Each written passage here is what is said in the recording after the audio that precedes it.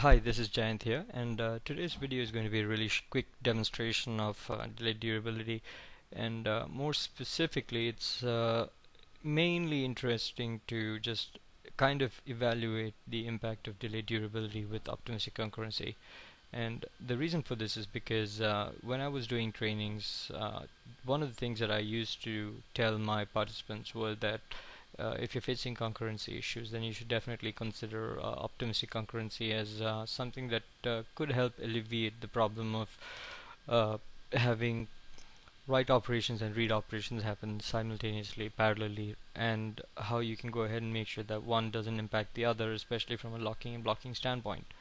Now, with the new feature of delayed durability available inside SQL 2014, we want to explore how the write performance on the database increases, whether delayed durability on its own is good enough to improve the performance, or whether it can be combined with optimistic concurrency to give even better performance. And that's a question that I've been trying to explore for some time, and today I finally got around to it. So let's go ahead and just explore that particular scenario.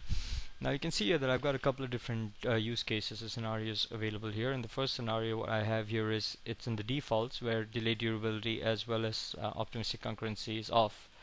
So what I'm going to do is I'm going to go ahead and run this read statement here. So it's a select statement going on in the background, and I'm cleaning up the buffers, and I'm going to go ahead and execute this insert statement 100 times into a table called ABCD. Okay. So essentially this is the default behavior of SQL Server, yeah? And all that data that I've just inserted is being inserted into a table called ABCD, and I'm capturing the timestamp in nanoseconds for each execution inside another table called data, right? And later on I'll actually be doing a comparison of the data between all the runs. So you can see at this moment I've not finished any of the other runs, and just in the default scenario it's about 2.23 milliseconds to insert this amount of data, right? Now in the next scenario, let me just go ahead and stop this guy. Okay.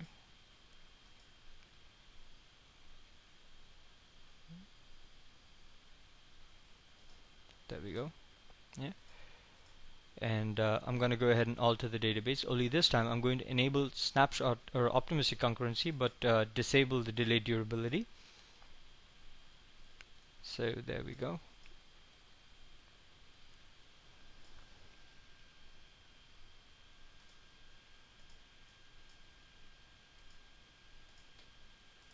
And again I'm going to run this now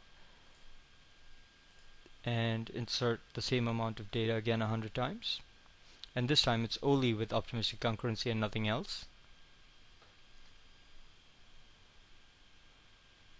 You can see it's taking a little longer than before. Now what I'm going to do is, along with optimistic concurrency, I'm also going to go ahead and enable delayed durability on the user database. So you'll see that it's not temp database, but it's a user database here. So let me just go ahead and do that right now. And again, you'll notice that I'm truncating the table and cleaning the buffer pool every time.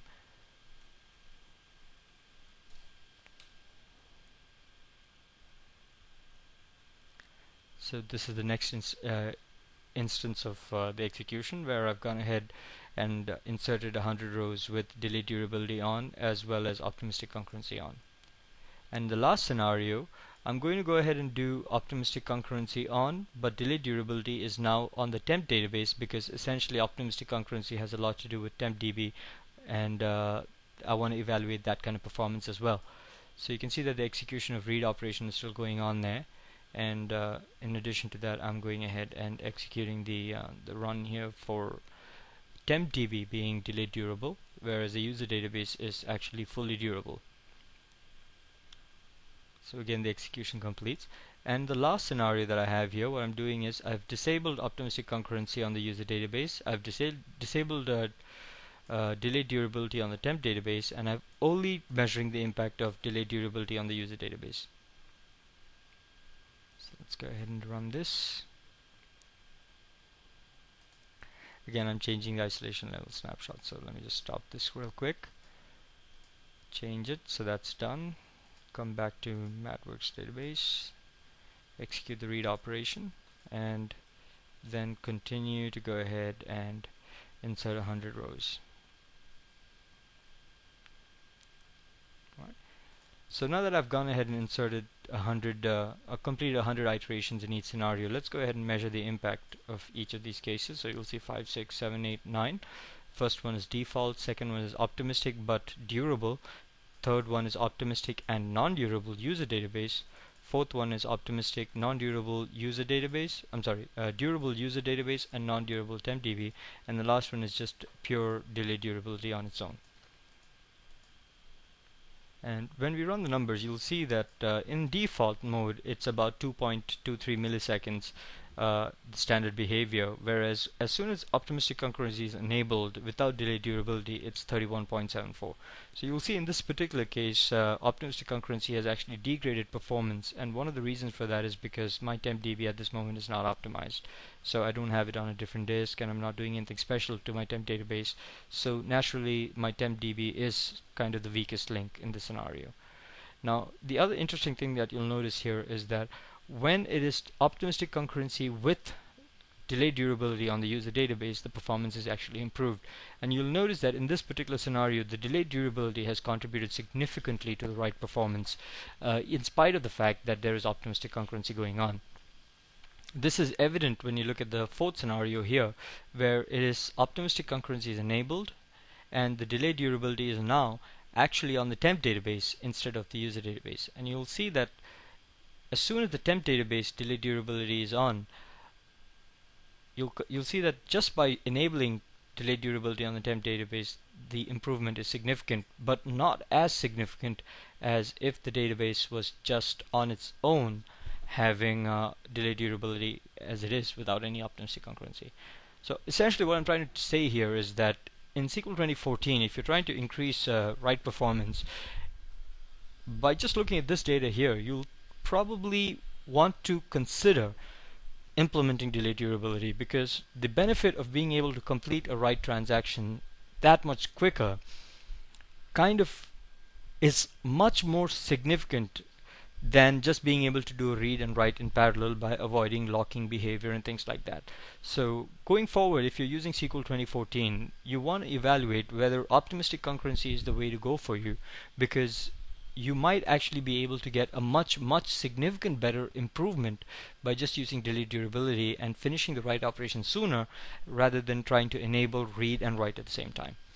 So again, you'll notice that you could go ahead and make your tempdb delay durable as well, which kind of makes sense logically, because the tempdb is anyway not really I think a prime candidate for ACID properties and ACID principles. So at that point, you want to go ahead and anyway store transient data in tempdb, and delay durability kind of definitely works in your favor at that point.